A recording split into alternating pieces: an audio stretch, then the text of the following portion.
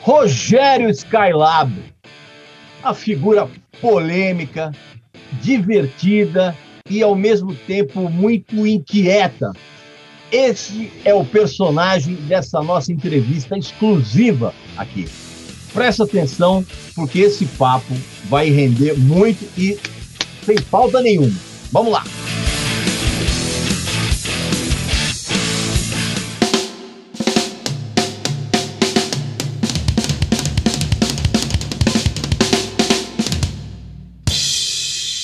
Mais uma para garantir.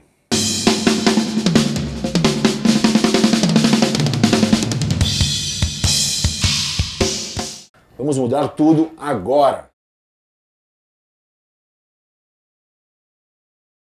Meu amigo e minha amiga, estamos aqui para mais uma entrevista e o personagem, a figura, o cidadão dessa entrevista é uma das figuras mais inquietas em termos musicais, em termos filosóficos, em termos conceituais, que é Rogério Skylab. Bem-vindo, meu caro. Regis, maior prazer estar conversando pela primeira vez com você. Eu já venho acompanhando. E os meus próprios fãs, às vezes eu digo, ô Skylab, pô, o Regis Tadeu e tal, foram os meus próprios fãs que me chamaram a atenção para você, né, e tal. Então, eu sei lá, eu acho que existe uma relação, né, existe uma conexão entre você, uma parte do meu público e o meu trabalho que existe. Oh, legal, muito bacana. Rogério, eu quero começar esse papo aqui, que não tem pauta nenhuma, não faço a menor ideia do que eu vou perguntar, e esse que é o grande lance aqui da gente ter essa conversa aqui. Uma das coisas que sempre me chamou a atenção na tua discografia, que é imensa para os padrões nacionais, né, são 25 ou 26 álbuns, é que a tua obra ela é marcada sempre por trilogias. E eu queria saber de você, como é que funciona isso na tua cabeça? Você concebe integralmente essas trilogias? E aí você vai soltando aos poucos, premeditadamente, já definido em termos de repertório, ou você lança a ideia da trilogia e depois você sai atrás da composição e da concretização delas? Como é que funciona isso na tua cabeça?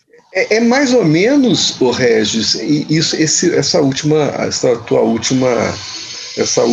hipótese que você deu aí. A trilogia, na verdade eu fico pensando, eu faço trilogia, e não é só trilogia, porque minha primeira produção foi um decálogo, foram 10 discos, né? Foi o Skylab 1, 2, 3, até chegar no 10º, né? Quando eu estava fazendo o Skylab 1, eu já tinha na minha cabeça que eu faria 10 discos, entendeu? Naquele primeiro momento, era o início da minha carreira, eu imaginava mais ou menos isso, fazer 10 discos e acabar, sabe? Vou fazer 10 discos e pronto, acabou, e terminou meu trabalho, não quero mais saber de música, e acabou, né? Só que, enfim, o que aconteceu é isso, eu armo a estrutura, eu armo toda ela, né? Por exemplo, nesse último disco, nessa última trilogia, a trilogia do Cosmos, né? Eu imaginei 3 volumes, né? O volume 1, que é o chamado Cosmos, que eu estou lançando agora. O volume 2 vai se chamar Os Cosmonautas. E o volume 3 vai se chamar Caos e Cosmos. Sendo que esse volume 3 vai ter uma diferença em relação aos anteriores. Esse volume 3 da trilogia do Cosmos vai ser subdividido em 3 volumes. Volume 1, volume 2 e volume 3 do disco Caos e Cosmos. Então, essa trilogia do Cosmos vai ter um total de 3, 4, 5, de 5 discos, né? 5 discos. Quer dizer, a estrutura da trilogia, eu armo ela na minha cabeça, né? Eu planejo ela, né? Agora, à medida que vai passando é que eu vou construindo todo o repertório, né? Todo o repertório vai sendo construído, né? Mas, assim, a estrutura conceitual, eu já armo ela desde o início, entendeu? Rogério, quando você enviou o disco para mim, o Cosmos, você também enviou um texto que eu discordo completamente do que está no texto, porque você mandou um texto que a referência que você usou foi a do samba jazz dos anos 60, né? Aquele som do Milton Banana, do Tamba Trio, do Zimbo Trio e tal. E eu não via absolutamente nada disso no disco inteiro, a não ser o fato de não, também não vou dizer no disco todo, mas assim, a primeira conexão que eu vi com isso, e a mais forte, é o fato de você ter usado um combo de piano, contrabaixo e bateria. Tá? E tem, por exemplo, as duas primeiras faixas do disco, que é Festa Infernal, que é uma música que tem uma elegância, aliás, é uma elegância que você já tinha demonstrado aqui nesse disco, que eu gosto bastante, que é o Melancolia e Carnaval. E a faixa seguinte, que é Batuque, que para mim realmente me soou como um samba jazz. Agora, o resto do disco, cara, a coisa que mais ficou na minha mente foi a referência, não sei se você vai considerar isso como um elogio ou como uma ofensa, eu também não estou nem aí porque você vai achar, é do Nick Cave. Eu estou errado em... Não, você não está errado, você está certo em relação ao Nick Cave, porque o Nick Cave, para mim, é uma referência absoluta, sabe? Eu já até escrevi textos sobre o Nick Cave, entendeu?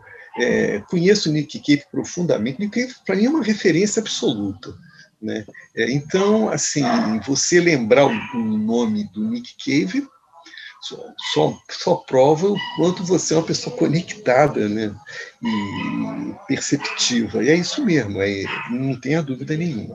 Em relação ao samba jazz, rapaz, esse é um capítulo da música brasileira que é complicado, sabe, cara? É muito complicado, não é?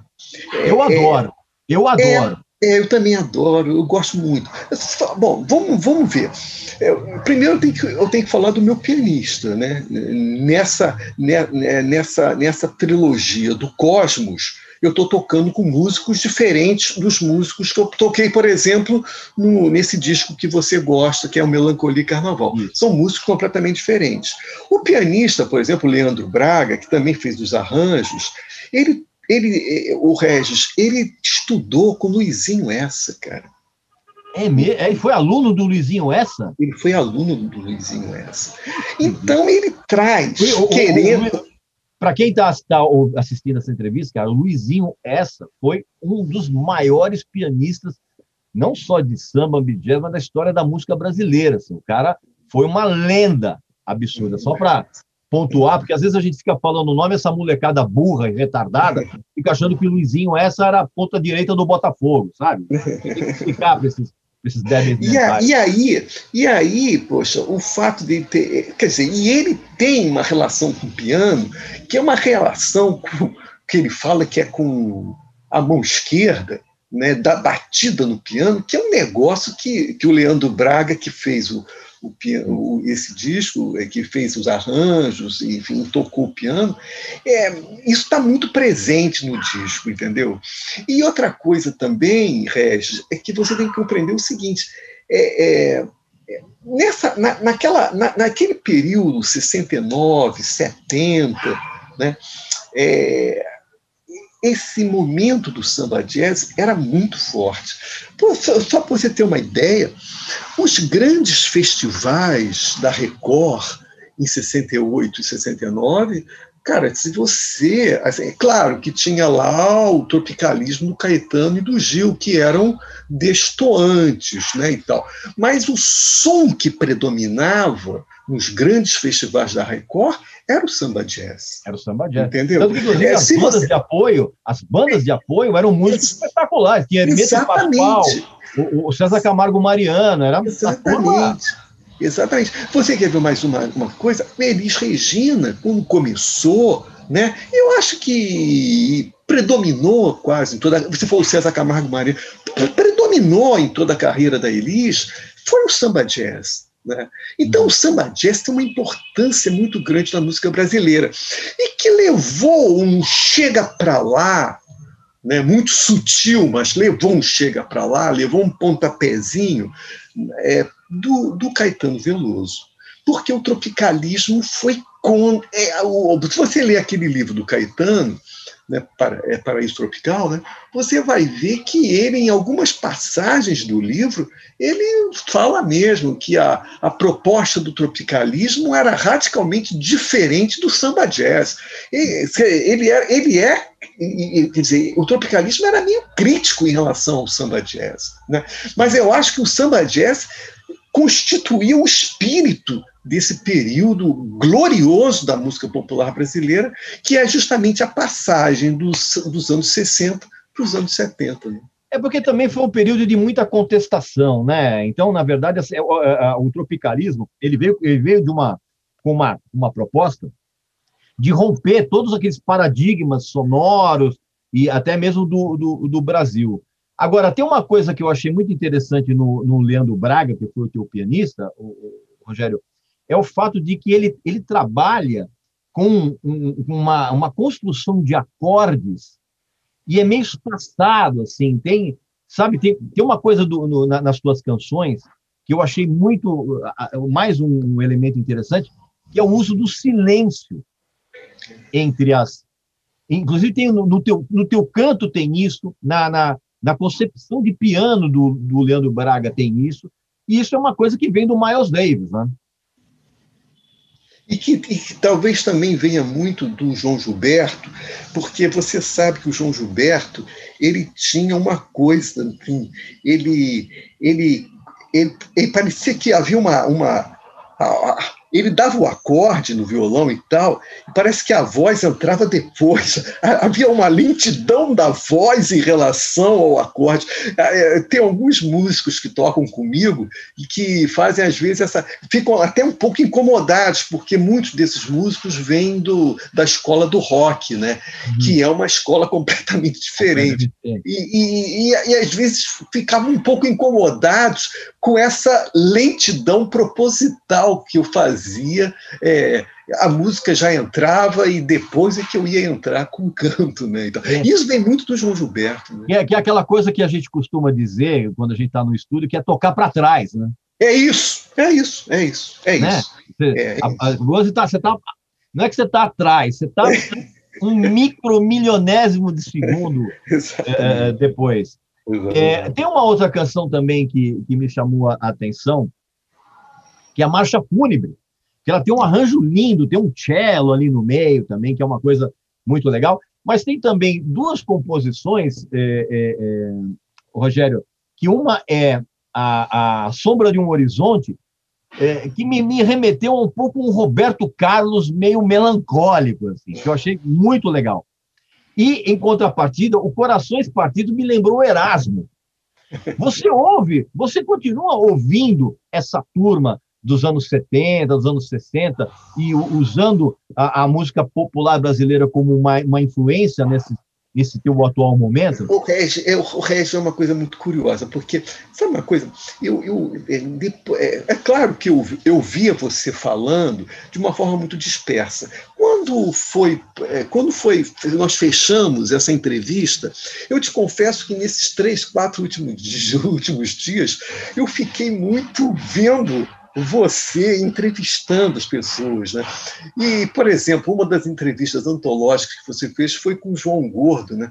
E ali a gente vê um papo de você com o João Gordo, o quanto que você domina esse ambiente do metal, né? Do metal e tal, e daquelas coisas. E eu fiquei depois pensando no meu caminho, porque o meu caminho ele é muito diferente, né? Porque, primeiro que eu comecei na música tarde, eu comecei com 28 anos de idade, né? Mas, assim, enquanto que muita gente, no teu papo com o João Gordo ficou muito claro isso, havia aquele grupo de pessoas que compravam o disco importado da Europa, que nunca tinha chegado aqui ao Brasil, né, num período em que o rock ainda não havia o trânsito do rock internacional, né? Não havia esse trânsito. Então, aquela coisa de comprar o disco lá, que tinha muito do rock dos anos 60, do metal mesmo, né? Coisa assim. Cara, eu fico pensando, comigo foi justamente o contrário. Eu tinha um conhecimento profundo da música popular brasileira. Entendeu? Eu tinha um conhecimento profundo da música popular brasileira. A questão do rock, para mim, não tinha...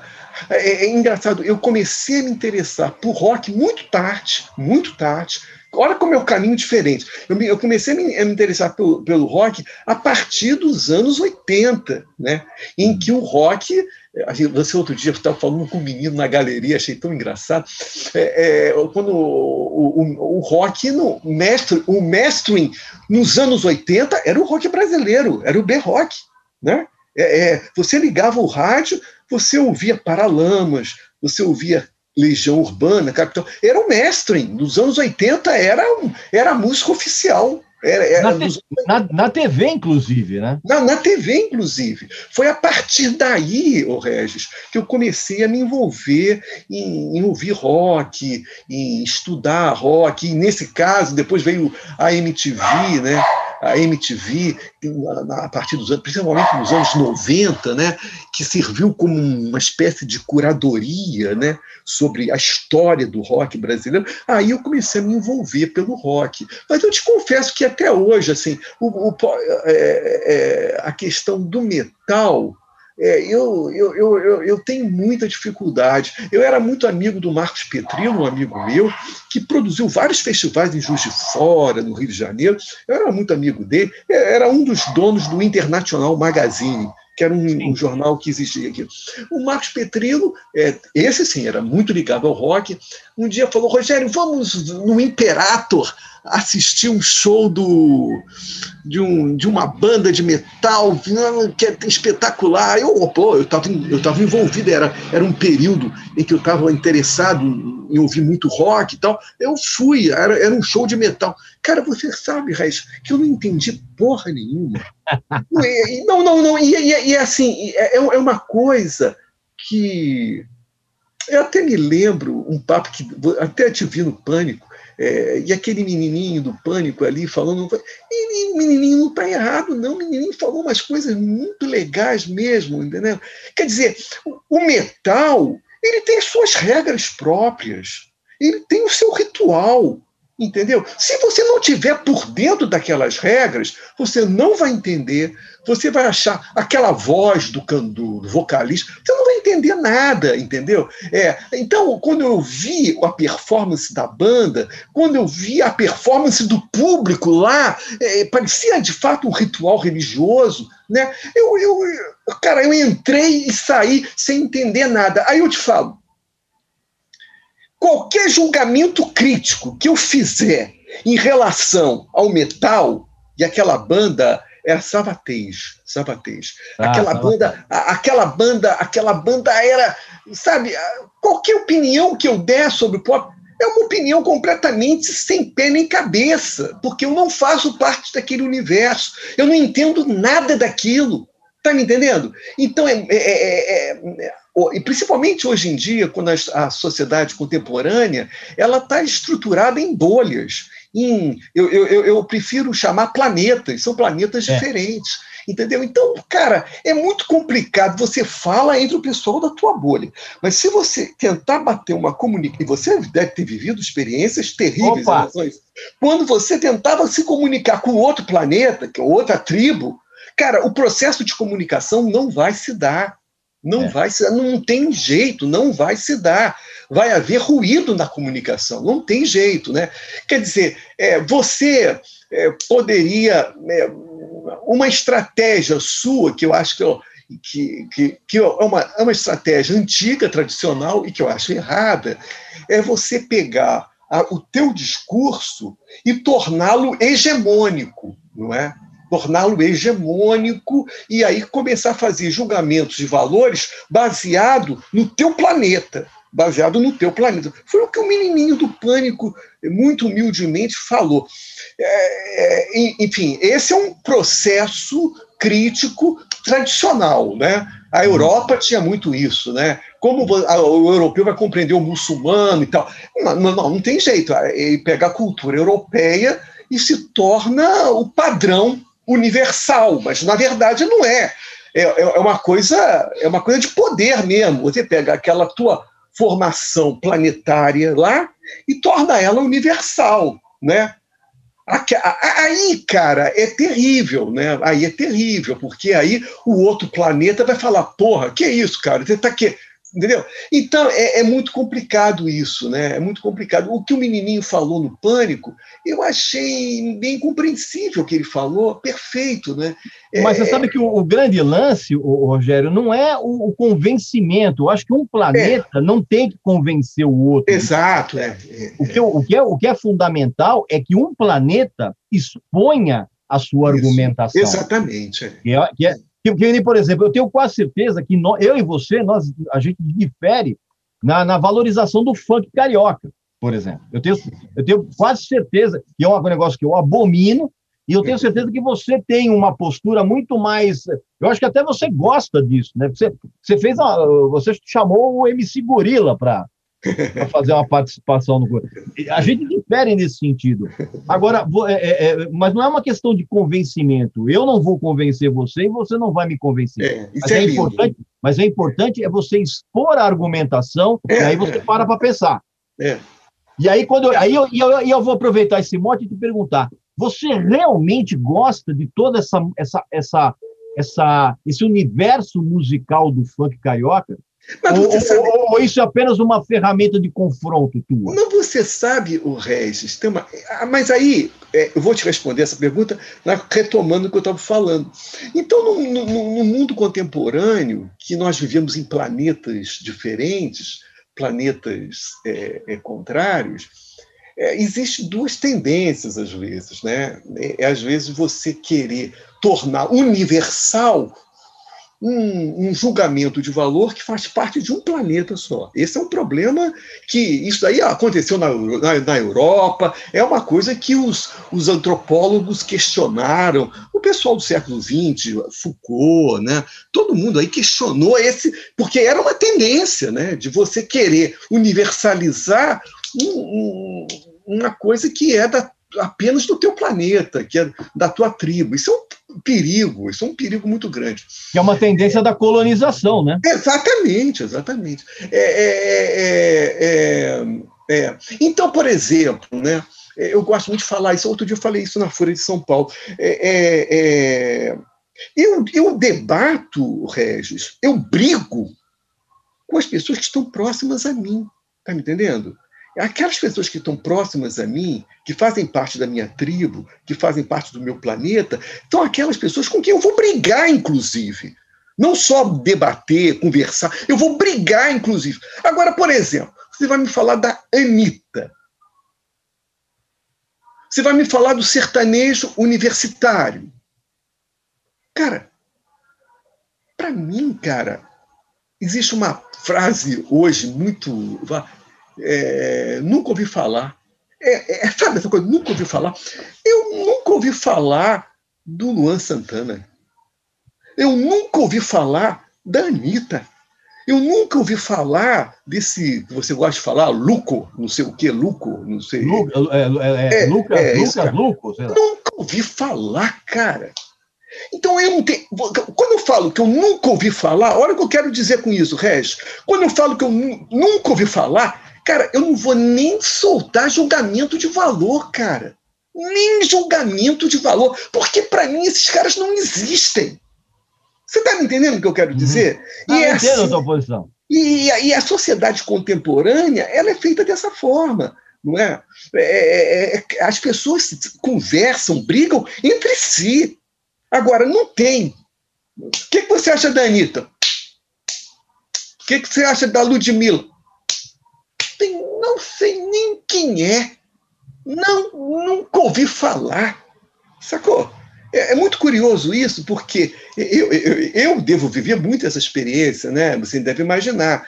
Rogério Skylab, alguém deve dizer, nunca ouvi falar em Rogério. Eu também, cara, nunca ouvi falar. Entendeu? Sabe como é que é essa coisa? Mas você sabe que eu acho, nesse caso, eu acho um pouco difícil. Eu entendo esse teu posicionamento.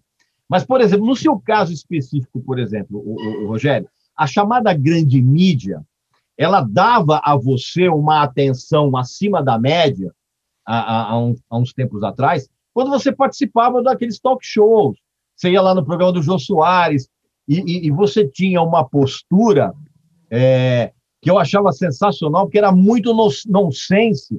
E, para mim, cara, eu olhava as suas participações e falava assim, cara, ele é muito fã de Groucho Marx. Porque, assim, a postura nonsense era muito, muito... Tinha elos muito, muito grandes, assim. Esse tipo de atenção que você recebeu dessa grande mídia por conta disso, de uma certa forma, te incomodou, ou você entendeu que era o preço que você tinha que pagar para ter uma maior exposição para o teu trabalho? Mas você sabe, Regis, é uma coisa curiosa. Mesmo antes, você principalmente deve estar fazendo referência ao programa do Jô Soares, que também provavelmente eu fui o convidado do Jô em toda a história do programa, que provavelmente foi o que mais teve no programa. Provavelmente fui eu. Eu te confesso que eu lancei toda a minha discografia. Toda não, né? Mas, por exemplo... Pô. Toda não, né? Mas, por exemplo, eu posso te dizer que o Decálogo, a série dos Skylabs, cara, eu lancei toda ela no programa do Jô. Toda ela. Todos os lançamentos do meu disco eu ia no programa do Jô lançar o disco.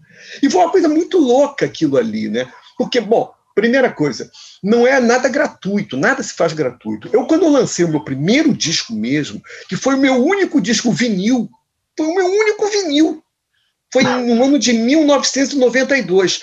Toda a minha carreira, o Regis, foi construída no formato CD. Você sabe que, inclusive, eu estou atrás desse vinil teu há anos, eu não consigo encontrar.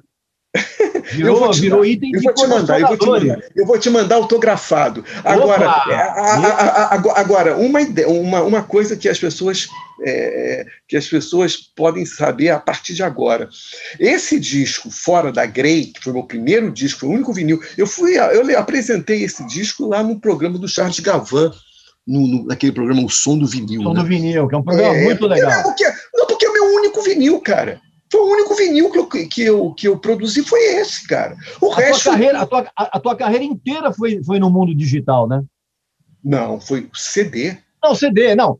Quando eu falo digital, é a música digitalmente colocada no serviço de streaming, não é isso? Aliás, um marco histórico engraçado. Você que elogiou tanto o Melancolia e Carnaval, o Melancolia e Carnaval foi o meu último disco em CD. Foi o meu único trabalho físico, CD.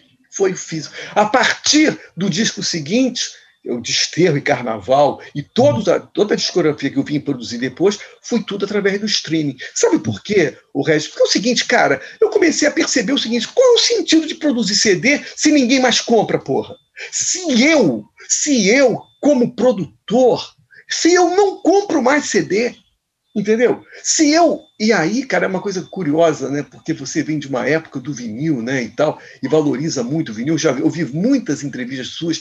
Cara, assim, eu comprei muito vinil, sabe? Comprei muito vinil, porque até eu lançar o meu primeiro disco, que foi o Fora da Grey, porra, anos 70, anos 80, eu estava em plena atividade, cara, né? Eu só fui produzir o meu primeiro disco nos anos 90, no início dos anos 90. Então, ou seja, eu comprei muito vinil. Minha casa é cheia de vinil. Tá? Eu tenho um toca-disco aí que volta e meia eu ouço. Mas, cara, eu ouço mesmo no computador, cara. Essa que é a verdade, cara. Eu ouço mesmo em streaming. Eu faço muita pesquisa de música. Não tem veículo melhor do que o computador, cara. Entendeu? Você imagina. A facilidade de acesso é impressionante. Claro, é móvel, é ágil. Né? Você imagina ter que trocar muito lado A, lado B. Entendeu como é que é? Então, eu te confesso, eu não sou nostálgico, porque tem uns que são colecionadores de vinis e que não abrem mão, entendeu, cara? Eu não tenho essa nostalgia pelo vinil. Ainda que eu tenha vivido intensamente a época do vinil, eu não tenho essa nostalgia, entendeu? E para mim, o streaming é uma outra mídia que eu acho que funciona. É negativa em alguns lados e positiva em outros lados. Então eu não tenho essa coisa com a época. Você sente, por exemplo, que desde que você passou a lançar os álbuns em streaming, Você sente que você foi apresentado para uma molecada que não acompanhava o teu trabalho anteriormente? Com certeza, com certeza. Eu até hoje, eu te confesso uma coisa, Regis, eu sou uma pessoa velha, provavelmente eu sou até mais velho do que você. Não, não é não. Eu estou com 64 anos. 64? Eu estou com 60. Até 4 anos mais velho que eu. Né? Eu vou te confessar uma coisa.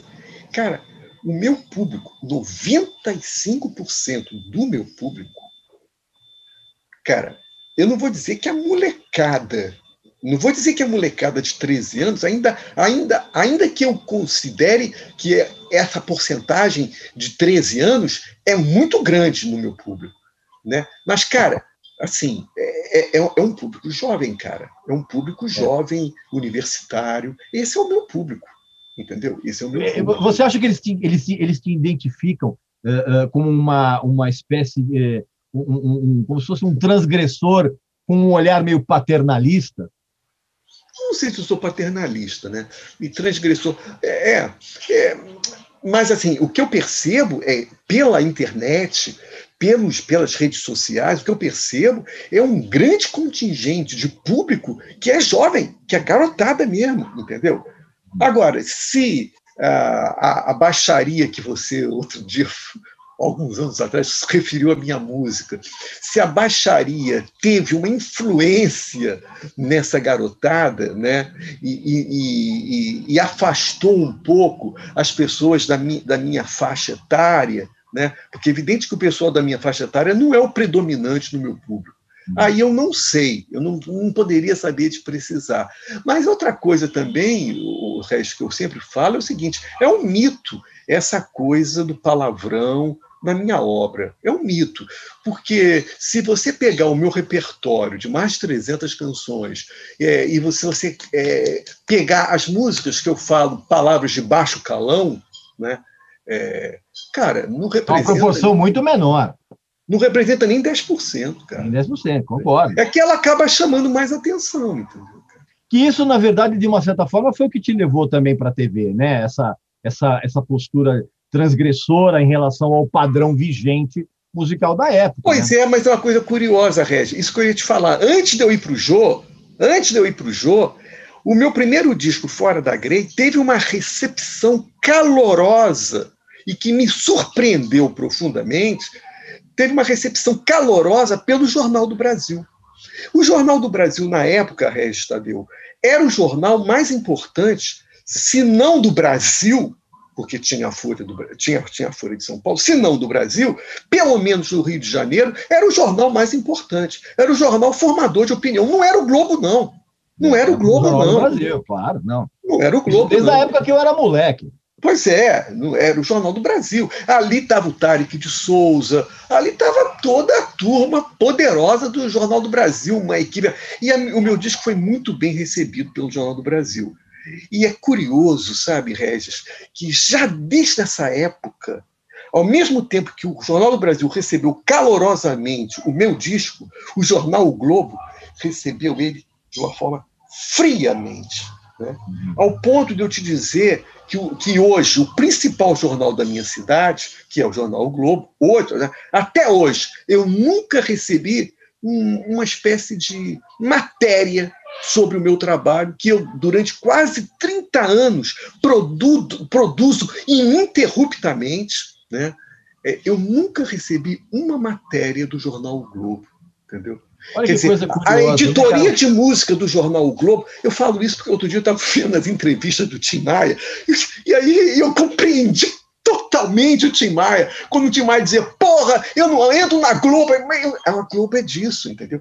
Desde aquele primeiro momento que o Jornal do Brasil me recebeu de braços abertos, né? E eu tampouco me lixando se o Globo... Mas com o passar dos anos, o Globo veio se monopolizando tudo, né?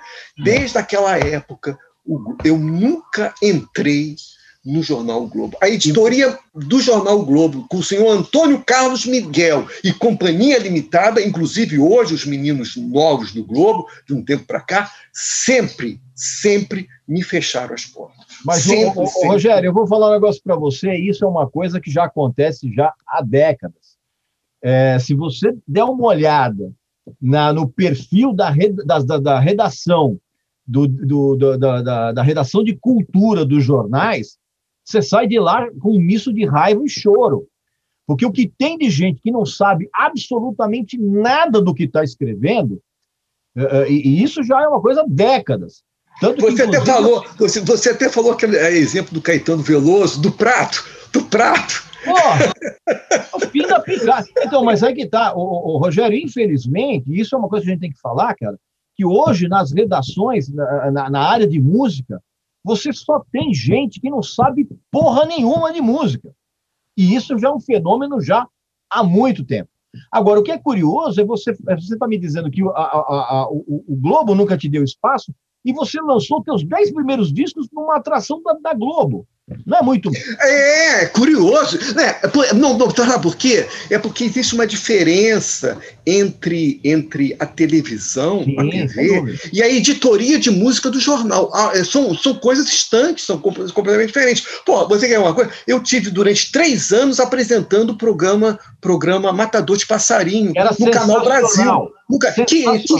Que era ligado à Globo. Na Canal Brasil é ligado à Globo. É da Globo. É ligado à Globo. Então, por exemplo, quando o jornal do Globo escrevia na sessão de televisão sobre o meu programa, fiz várias entrevistas no jornal Globo, era na questão de televisão, sacou, cara?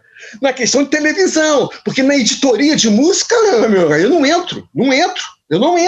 Que maluco isso, né? Uma coisa também doida. Tinha um interesse, como o Canal Brasil pertence também à Globo, e pouca gente sabe disso, era de interesse deles também divulgar o teu programa, que, aliás, era um talk show que eu achava sensacional, porque o que acontece? Ele era isso é como eu vejo como telespectador. Você ficou, acho que, 2 ou 3 anos com o Matador de Passarinho.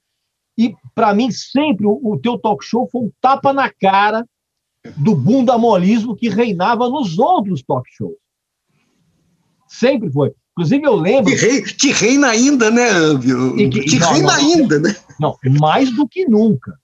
Mais do que nunca. Eu me lembro, eu nunca vou esquecer uma entrevista que você fez, que para mim foi um dos momentos mais tristes da história da TV brasileira, que foi uma entrevista que você fez com o Flávio Basso, que era o Júpiter Maçã, que ele estava tão chapado de heroína que ele dormiu no meio da entrevista. Isso todo mundo achou, que demais. Cara, eu achei isso um dos momentos mais tristes. E assim, e você ter conseguido captar isso até no teu silêncio, para mim foi um negócio espetacular. Eu acho... Não precisava dizer mais nada ali, né? Aquela entrevista é uma entrevista histórica na televisão brasileira, né? Para mim é. Porque, inclusive, o teu silêncio disse muito mais do que se você tivesse comentado alguma coisa. Ele chegou muito mal, sabe? Ele chegou muito mal. Porque era um período que ele estava desintoxicando, sabe? E parece que nesse período que está desintoxicando, o negócio fica barra pesada, né? Eu não tenho dúvida. Agora, desculpa, estou te interrompendo, desculpa. Não, ele chegou muito mal, né? Mas assim, e muita gente falou isso que você está falando, foi muito triste aquela entrevista. Mas, cara, sinceramente, cara, eu vou ser franco contigo. Tem uma questão trágica naquela entrevista, mas ao mesmo tempo, cara, se você for atento nas respostas que ele deu, nas coisas que ele falou muitas coisas importantes, entendeu? Porque eu, por exemplo, se eu ficar doido de ácido, por exemplo, eu não vou falar porra nenhuma, eu não vou conectar nada. E o que mais me impressionou é que o Júpiter, mesmo sob o influxo, né, de tudo aquilo, daquelas drogas, ele, lá no fundo, ele falava as coisas com uma lógica absoluta, entendeu?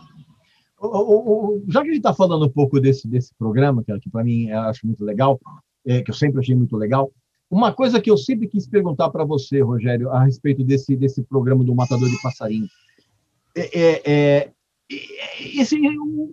Ele foi um programa concebido na tua cabeça para mostrar um Brasil que as pessoas queriam varrer para debaixo do tapete? Pois é, você sabe, o programa tinha um conceito.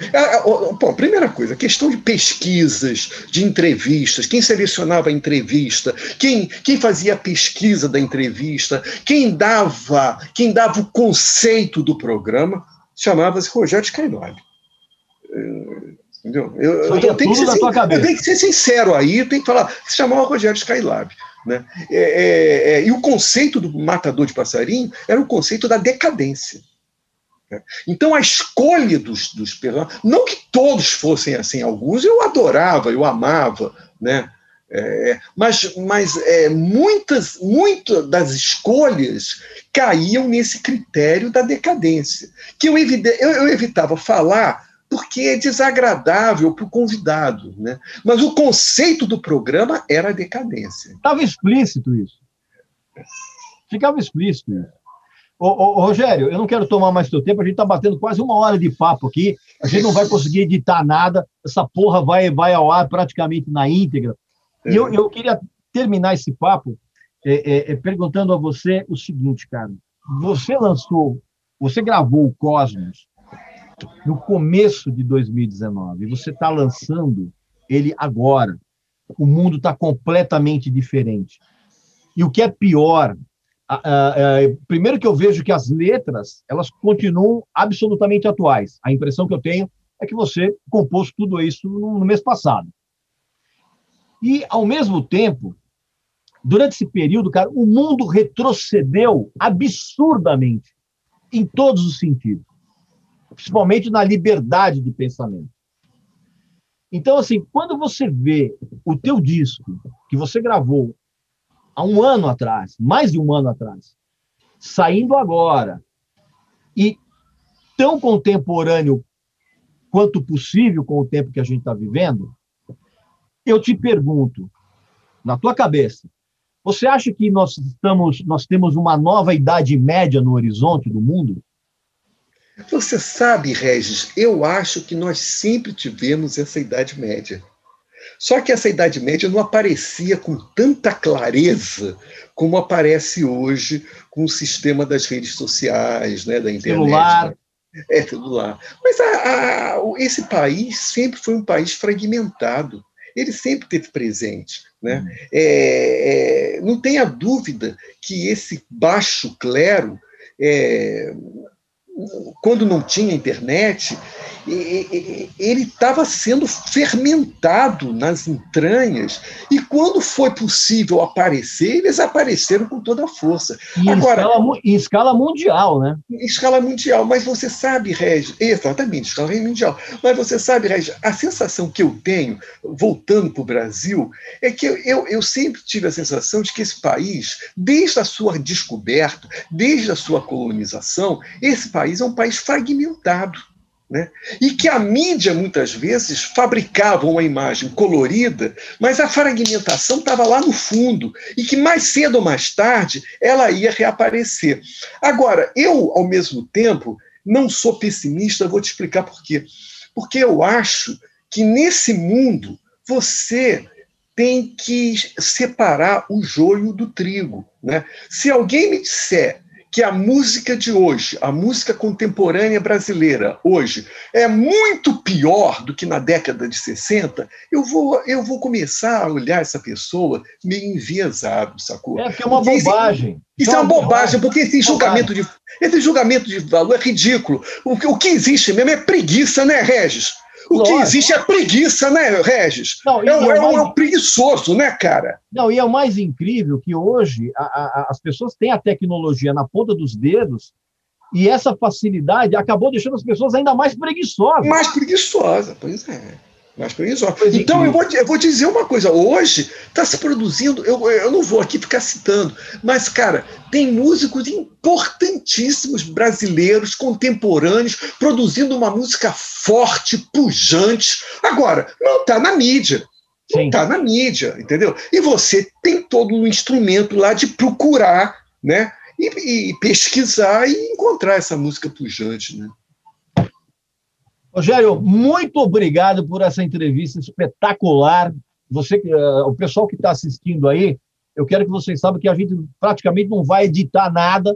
porque conversa boa é assim, cara. Muito obrigado, Rogério, por você ter cedido o teu tempo aí para bater um papo comigo aí. Finalmente a gente conseguiu conversar, né? Mesmo que de uma maneira internética. E eu quero agradecer muito e quero dizer a você que você é uma figura muito importante na história da música brasileira. A tua inquietude e a tua criatividade devia ser um exemplo dessa molecada débil mental e preguiçosa que não consegue nem afinar um instrumento. Você sabe, eu evito falar débil mental, porque nós, na verdade, todos nós somos débeis mentais, né? Mas, na verdade, é preguiça mesmo, tem muita gente preguiçosa. Agora, foi uma pena eu não poder falar mais do rock, né? Porque, ao mesmo tempo que eu vi entrevistas maravilhosas de você com Gastão Moreira, com João Gordo, né? Entrevistas maravilhosas, né? Eu assim, acabei não podendo falar do meu universo do rock, porque parece que eu posso estar ligado só a MPB e o jazz, e não é isso, né? Então, meu amigo, então vamos continuar conversando, então. Existe uma santa trindade para mim no rock, né? A santa trindade é Zappa, Mike Patton e John Zorn. Rogério, quer dizer, então, que essa é a tua trindade, então, é Zappa, Mike Patton, vocalista do Faith No More, que tem uma carreira solo muito inquieta também, e isso tem uma conexão com você, e John Zorn eu já acho um som meio chato, mas assim, eu entendo por que você deve gostar, porque também ele rompeu com uma série de paradigmas do jazz e da música, né? E, curiosamente, todos eles têm uma relação, tem uma conexão. O Mike Patton trabalhou muito com o John Zorn. Tem trabalhos do Mike Patton com o John Zorn. E o Zappa, o John Zorn tem uma verdadeira adoração pelo Zappa. Zappa era gênio, né, Rogério? E para mim foi o músico mais importante do século XX, né? Agora, é isso que eu quero te dizer. É curioso, porque se você tem essa Santa Trindade, cara, você tem a vida toda para ouvir essa Santa Trindade, porque eles produziram muito material, né? Não, a discografia do Zappa é uma coisa absurda. Absurdo. Você tem tudo do Zappa? Eu tenho na internet, tem tudo. Ah, você tem no Vinis eu tenho alguns. Eu tenho alguns. Mas a internet eu tenho tudo. E é impressionante que o Zappa, ele tem que ser ouvido até quando ele faz aqueles discos ruins de Synclavier, né? Synclavier, houve uma época ele teve essa viagem, uma época que ele só... Mas ele teve, você sabe que ele foi obrigado a usar o Synclavier porque os músicos não respondiam, né? Ele dizia, eu não tinha músico para fazer o que eu queria, né? Então ele foi obrigado a usar o Synclavier, né? De que maneira o Zappa influenciou você? Eu acho que é no experimentalismo sonoro. Você não comentou uma das trilogias, que eu acho que é uma das trilogias mais importantes de toda a minha discografia, que é a trilogia Skylab e Trachtenberg. Se você ouvir muito ali essa trilogia, você vai ver que tem trabalhos que remetem muito ao Zappa, que remetem... Tem muito de John Cage ali. Muito. Nossa, John Cage é tão importante, né? É que, na verdade, a gente também não... Se a gente for colocar tudo que a gente está conversando, nós vamos ficar com 4 horas de vídeo no ar. Mas, assim, nessa trilogia tem muito de John Cage, assim, que eu vejo muito que tem essa coisa mais construtivista, vamos dizer assim, né? Exatamente. Por isso que eu te digo que o rock, ele é, assim, ele tem tantos subgêneros, ele é tão amplo, né, que, assim, se você pega... Lógico que houve uma época minha que eu adorava Dylan, David Bowie, né, enfim, Led Zeppelin, ouvi muito, ouvi toda essa turma, né, mas eu acho que eu me identifico mais com um caminho experimental. Por isso que quando você entrevistou o Gastão Moreira, eu caí para trás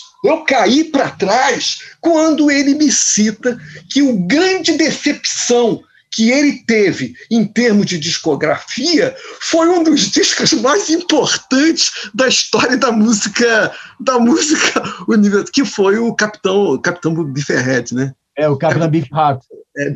Pois é. Eu acho um disco maravilhoso, que eu tenho a impressão, eu não sei exatamente, eu não sei se foi esse, mas eu tenho a impressão que esse disco que foi produzido pelo Frank Zappa. Não é o Truth Mask Replica? Exatamente.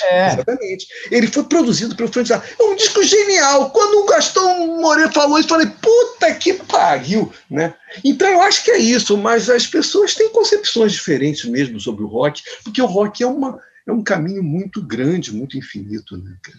Você era ligado naquela turma do jazz rock dos anos 70, com o qual o Zappa se identificava muito também?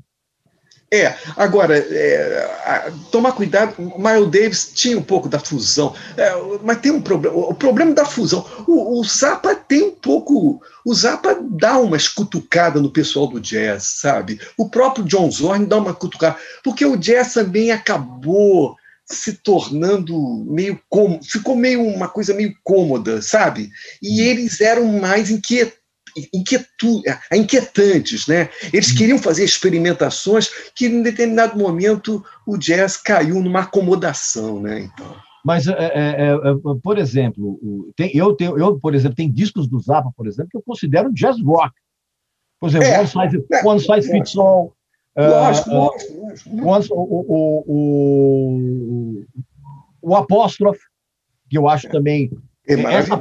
Aliás, essa fase jazz rock do Zappa, para mim, é a minha favorita. Assim. Qual é o teu disco favorito do Zappa? É o Hot Rats. O Hot Rats é um clássico.